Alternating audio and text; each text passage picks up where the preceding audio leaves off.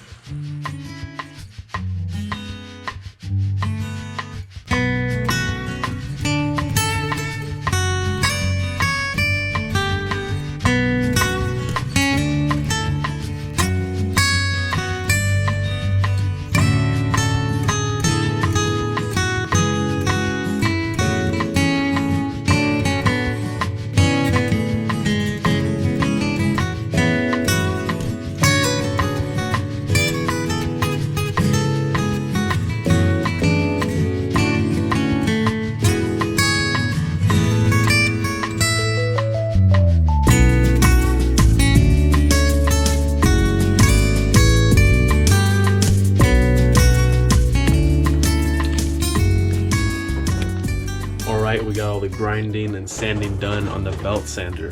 Next episode is going to be putting in bevels, heat treating and tempering, and then a lot of hand sanding. After that, we're going to work on constructing the handle, which we're going to do out of elk bone. And I'm not sure what I'm going to do for the handguard yet, but I got a couple things in mind. I hope you all had a wonderful time watching this and seeing the process I go through. And hope you all have a wonderful day, and God bless.